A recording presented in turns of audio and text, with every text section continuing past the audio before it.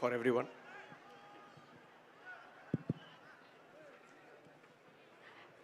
Yes thank you so much Vijay గారు. మరి మోహన్ గారిని మాట్లాడవలసిందిగా కోరుకుంటున్నాం. నమస్తే అనంతపూర్. నా మాటలు వినపడుతున్నాయా? మీరు కాస్త పర్మిషన్ ఇస్తే 2 నిమిషాలు నా మనసులో మాట చెప్పుకుంటా. రాయలసీమ మాలూం తెరుకో ఓ మేరా అడ్డాయ్. ఇది మా హీరో గారి డైలాగు. ప్యాలెస్కి వెళ్ళినప్పుడు విలన్ దగ్గర మాట్లాడతారు. అలాంటి రాయలసీమ ప్రాంతంలో మా విజయోత్సవ సభ చేసుకోవడం చాలా హ్యాపీగా ఉంది. ముందుగా నేను మా బాబీకి నా కృతజ్ఞతలు చెప్పుకుంటున్నాను. ఇంత గొప్ప సినిమాలో నాకు కూడా చిన్న భాగం ఇచ్చినందుకు. బాబీ సినిమాలు చాలా సినిమాల్లో నేను అన్ని సినిమాల్లో నేను పనిచేసుకుంటూ వచ్చాను. బట్ ఈ సినిమా నాకు చాలా స్పెషల్. అది ఎందుకో చెప్తాను. నాకు 6 years 6 ఏళ్ల వయసులో బందర్లో, మా ఊరు బందర్లో ఒక సినిమా షూటింగ్ జరిగింది. ఆ సినిమా షూటింగ్కి అందరినీ వెళ్తుంటే నన్ను కూడా తీసుకెళ్లారు. జస్ట్ 4 feet దూరంలో ఒక గొప్ప వ్యక్తిని చూశాను. వ్యక్తి అంటాం కాదు, ఒక దివ్యమంగళ రూపం అది. ఆ సినిమా దేవుడు చేసిన మనుషులు. ఆ దివ్యమంగళ రూపం విశ్వవిఖ్యాత నట సార్వభౌమ పద్మశ్రీ డాక్టర్ ఎన్టీ రామారావు గారు. ఆ తర్వాత ఆయనకి ఫ్యాన్గా మారిపోయాను. ఆయన అంటే పిచ్చి, నాకు ప్రాణం. కానీ లైఫ్లో ఎప్పుడు ఆయన కలుసుకోలేదు, ఆయనతో మాట్లాడలేదు. ఆ వెళ్తే అలా ఉండిపోయింది నాకు. 50 ఏళ్ల తర్వాత ఆయన రక్తం పంచుకొని, ఆయన అందం పంచుకొని, ఆయన ఆవేశం పంచుకొని, ఆయన నట వారసత్వాన్ని పంచుకొని, పవర్ఫుల్ పాత్రలతో ప్రేక్షకుల నరాల్లో ఉన్న రక్తాన్ని ఉరగలెత్తించే మా బాలయ్య బాబుతో పనిచేసే అదృష్టం నాకు దక్కింది. ఈ సినిమాలో బాలయ్య బాబు గారితో పనిచేస్తూ ఆయన సీక్రెట్ ఒకటి పట్టేస్తాను నేను. అది చెప్పేస్తా, ఇప్పుడు ఓపెన్గా చెప్పేస్తున్నా.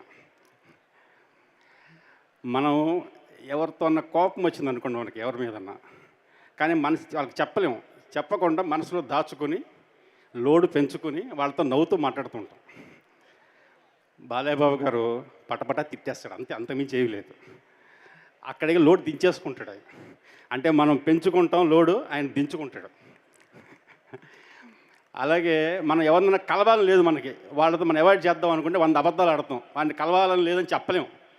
బాలయ్య బాబు గారు రే నా కళ్ళక్కడ నుంచి దుబ్బే ఇక్కడి నుంచి అంటాడు. అది ఆయన మనం పెంచుకుంటాం, ఆయన దించుకుంటాడు. ఎవరైనా అందమైన అమ్మాయి కనిపిస్తే మనం నల్లగళ్ళద్దాలు పెట్టుకుని మెల్లకండతో ఐమూలగా చూస్తూ సైట్ కొడతాం. బాలయ్య బాబు గారు నువ్వు చాలా బాగున్నావు, కీప్ ఇట్ అప్ అని చెప్తాడు. అది ఆ రకంగా ఆయన ఎప్పటికప్పుడు లోడ్ దించేసుకోవడం వల్ల హ్యాపీగా ఎప్పుడూ నవ్వుతూ చిన్నపిల్లాడు వెళ్ళి అందరు సెట్లో కూడా అందరు నవ్వుతూ నవ్విస్తూ మనందరినీ కూడా అలరిస్తూ ఉంటాడు. ఇక సినిమా విషయానికి వస్తే, డాకు మహారాజులో ఫస్ట్ హాఫ్లో నానాజీగా కనిపించి చాలా సెటిల్డ్గా, హుందాగా, అవసరమైనప్పుడు ఎరగదీస్తా ఆ చిన్నపిల్ల ఏదో ఏజ్కి ఆయన కూడా దిగిపోయి ఆ ఏజ్లో ఆయన పిల్లాడేలా తిరుగుతూ చాలా అందరినీ అలరించాడు. అదే ఇంటర్వెల్ వచ్చేసరికి తెలుసు కదా మా బావి, డాక్టర్లో రకాలు ఉంటారు. ఏదో ఒకటి హార్ట్ స్పెషలిస్ట్ అని, కిడ్నీ స్పెషలిస్ట్ అని, లంగ్స్ స్పెషలిస్ట్ అని, ఇట్లా డాక్టర్లో ఉంటారు. డైరెక్టర్లలో ఇంటర్వెల్ స్పెషలిస్ట్ మా బావి. అంటే సినిమా అంతా కూడా బాగా తీస్తాడు, ఇంటర్వెల్లో ఒక మెట్టు ఎక్కువ బాగా తీస్తాడు.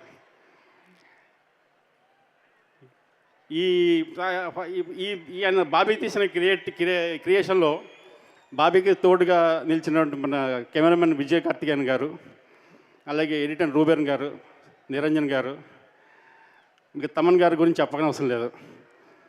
మ్యాజికల్, మ్యూజికల్, అరాచకం. అలాగే మా హీరోయిన్లు ప్రజ్ఞా జైస్వాల్ గారు, శ్రద్ధ శ్రీనాథ్ గారు, ఓరోసి రౌటెల్ల గారికి నా హృదయపూర్వక ధన్యవాదాలు తెలియజేసుకుంటున్నాను. బాబీ క్రియేషన్లో మీరు అంతా తలా పాట తీసుకొని దాన్ని ఇంకా బాగా పైకి తీసుకొచ్చారు. అలాగే మన యుగంధర్ గారు, నాతో పాటు స్క్రిప్ట్ సైడ్ పనిచేసిన చక్కెరి గారికి, వినీత్ గారికి నా థ్యాంక్స్ చెప్తున్నాను. ఈ సెకండ్ హాఫ్లో ఒక క్యారెక్టర్ ఇంజనీర్ సీతారాం గారి క్యారెక్టర్ వస్తుంది. ఆ క్యారెక్టర్ గురించి ఆ సినిమా షూటింగ్ అప్పుడు నాకు ఒకటి అనిపించింది. శ్రీరాముడు ఆయనకి మంగళాశాస్త్రాలన్నీ ఉంటాయి. అందులో ఒక శ్లోకం ఉంటుంది. ఆ శ్లోకంలో ఒక పదం ఏంటంటే పుంసాం మోహన రూపాయ అని. అంటే శ్రీరాముడిని చూసి పురుషులు అంటే తపస్సు చేసుకున్న ఋషులు కూడా ఆయన ఇష్టపడ్డారంట.